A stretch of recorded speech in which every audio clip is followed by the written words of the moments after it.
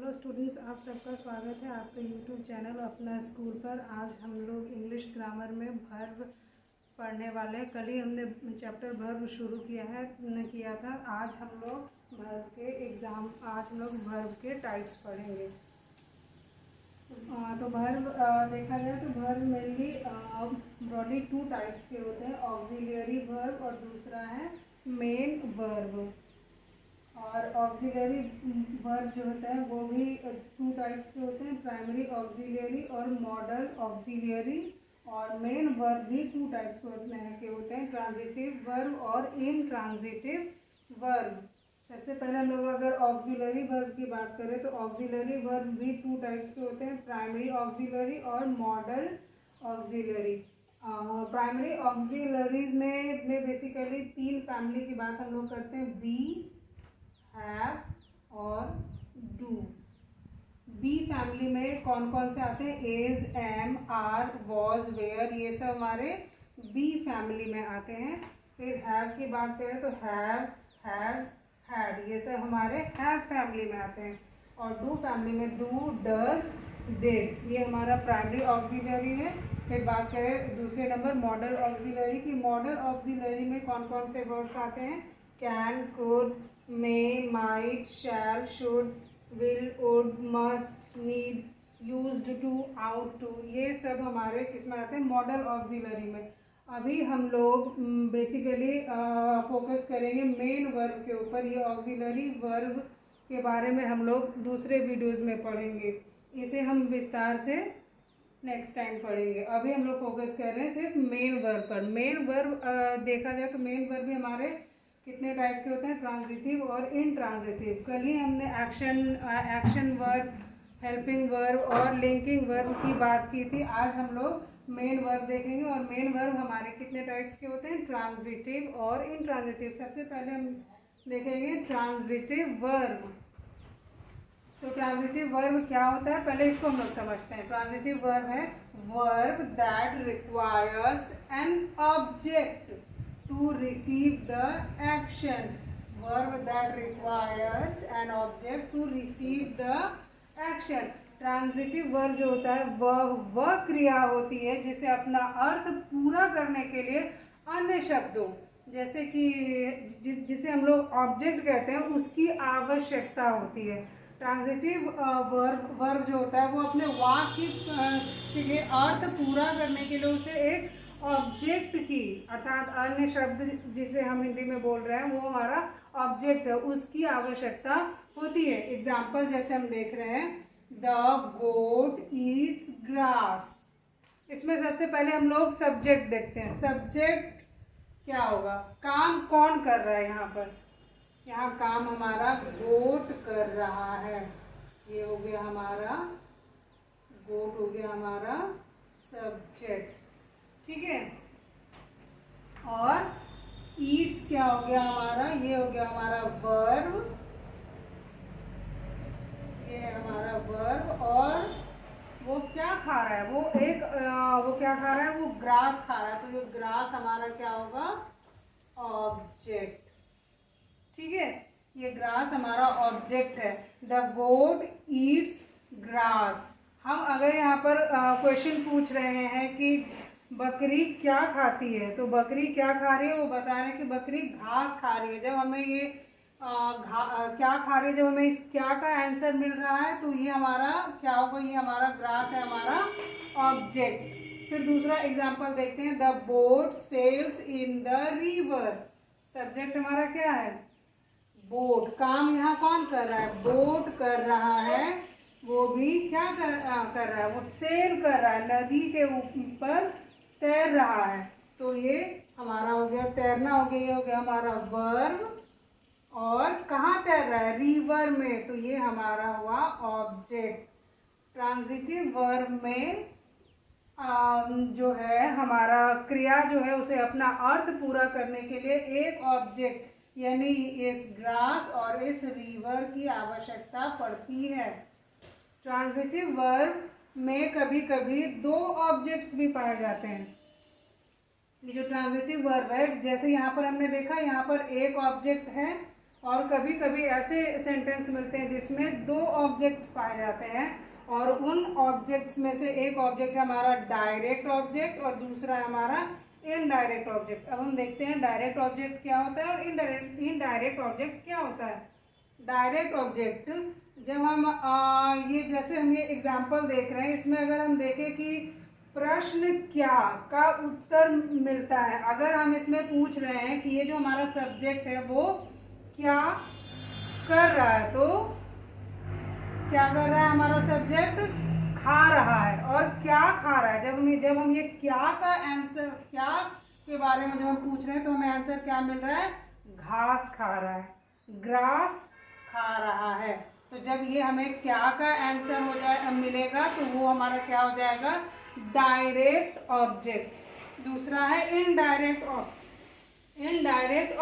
Indirect object हमें प्रश्न किसे का उत्तर देता है। जिस तरह हम लोग डायरेक्ट ऑब्जेक्ट में प्रश्न क्या का उत्तर मिलता है, उसी तरह हमें इनडायरेक्ट ऑब्जेक्ट में प्रश्न किसे का उत्तर मिलता है। अब हम इसके कुछ एग्जांपल्स देखेंगे।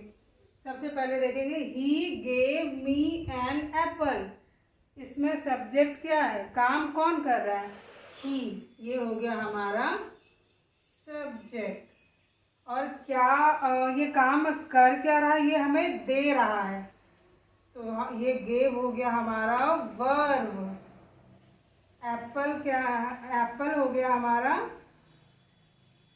ऑब्जेक्ट। देखा जाए तो एप्पल है हमारा ऑब्जेक्ट, लेकिन हम इसमें से डायरेक्ट और इनडायरेक्ट ऑब्जेक्ट चूज करेंगे। तो हम पहले प्रश्न पूछेंगे कि सब्जेक्ट हमारा क्या दे रहा है। सब्जेक्ट हमें क्या दे रहा है, हमारा एप्पल दे रहा है, इसलिए हमारा एप्पल क्या होगा, हमारा डायरेक्ट ऑब्जेक्ट। फिर क्वेश्चन पूछ रहे हैं कि ये सब्जेक्ट जो है किसे दे रहा है। सब्जेक्ट एप्पल किसे दे रहा है, मी, मुझे दे रहा है एप्पल, तो ये मी क्या होगा, इनडायरेक्ट ऑब्जेक्ट। ठीक है, अब दूसरा एग्जांपल देखते हैं।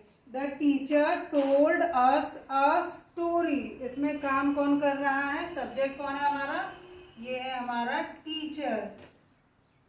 ये कौन सा काम कर रहा है, वर्ब अगर हम लोग देखेंगे तो हो जाएगा टोल्ड, ये हमें कुछ सुना रहे हैं, तो ये हमारा टोल्ड हो जाएगा वर्ब। अब फिर हम लोग ये क्वेश्चन देखेंगे, प्रश्न क्या का उत्तर हमें किससे मिल रहा है, टीचर हमें क्या सुना रहे हैं, टीचर हमें सुना रहे हैं स्टोरी, तो ये स्टोरी क्या हो जाएगा हमारा डायरेक्ट ऑब्जेक्ट। फिर प्रश्न देखते हैं, प्रश्न किसे का उत्तर हमें किससे मिल रहा है, टीचर किसे स्टोरी सुना रहे हैं, अस, हमें सुना रहे हैं, तो ये अस क्या होगा हमारा indirect object. Next example, he offered me some money.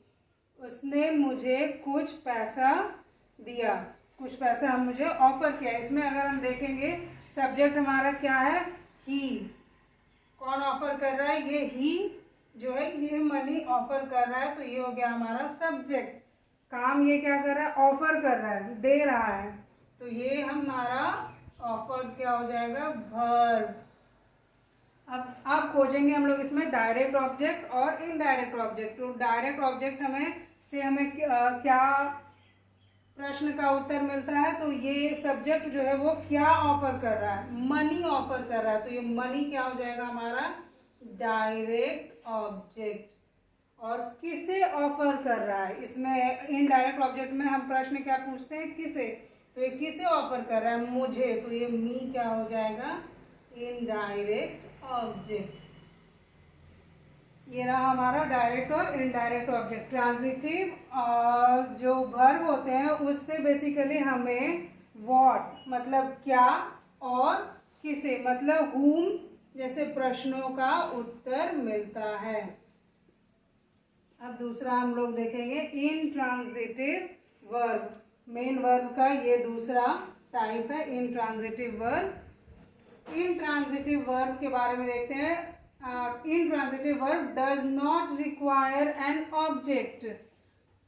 Intransitive verb वह क्रिया है जिसे अपना अर्थ पूरा करने के लिए ऑब्जेक्ट की आवश्यकता नहीं पड़ती। जिस तरह ट्रांजिटिव वर्ब में अपने अर्थ पूरा करने के लिए एक ऑब्जेक्ट की आवश्यकता पड़ती है। इंट्रांजिटिव वर्ब में वो ऑब्जेक्ट की आवश्यकता नहीं पड़ती है, बिना ऑब्जेक्ट के ही वो अब जो बात कहना चाहता है वो बात वो कह पाता है सब्जेक्ट। जैसे अब एग्जाम्पल देखते हैं, डॉग्स बार्क, कुत्ते भौंकते हैं। इसमें हमारा सब्जेक्ट क्या हुआ, काम कौन कर रहा है, डॉग्स, तो ये हो गया हमारा सब्जेक्ट, और वो काम क्या कर रहा है, भौंकने का, तो ये क्या हो जाएगा हमारा, ये हो गया हमारा वर्ब। और ये वाक्य जैसे ये डॉग्स बार्क, इसका मतलब क्या हुआ, कुत्ते भौंकते हैं, ये अपने आप में ही ये वाक्य पूरा है, इसके लिए हमें किसी ऑब्जेक्ट की आवश्यकता नहीं पड़ती है।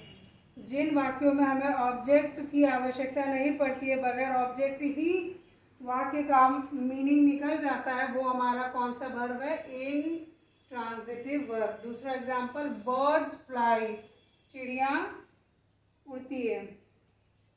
हमारा इसमें सब्जेक्ट क्या हुआ, बर्ड्स, वो काम क्या कर रही है, फ्लाई करने का,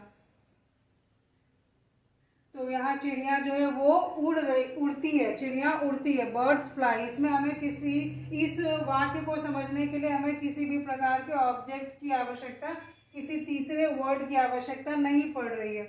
नेक्स्ट है द बेबी क्राइज, बच्चा रोता है। सब्जेक्ट इसमें क्या हुआ हमारा, बेबी, बेबी हुआ हमारा सब्जेक्ट, और वो क्या काम कर रहा है, क्राइज, रोने का काम कर रहा है, इसलिए ये हो गया हमारा वर्ब। ये इस सेंटेंस को भी अगर देखते हैं तो हमें इसमें किसी ऑब्जेक्ट की आवश्यकता नहीं पड़ती। द बेबी क्राइज, बच्चा रोता है, और इससे हमें सिर्फ सब्जेक्ट और वर्ब से ही हमें वाक्य का मीनिंग समझ में आ रहा है। यहाँ हमें वाक्य का अर्थ जानने के लिए किसी और ऑब्जेक्ट की आवश्यकता नहीं पड़ रही है।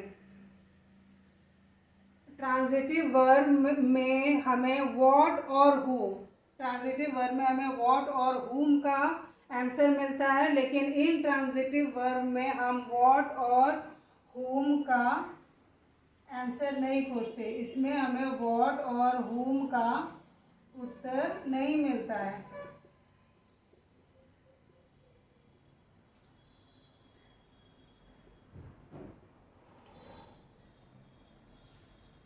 तो स्टूडेंट्स, आशा है कि आज का क्लास आप लोगों को समझ में आया होगा। किसी भी प्रकार की परेशानी होगी तो मुझे कमेंट करके ज़रूर बताइएगा। कल हम लोग ट्रांजिटिव और इनट्रांजिटिव वर्ब से रिलेटेड कुछ एक्सरसाइजेस करेंगे। तब तक हमारे चैनल पर बने रहिए। Thank you.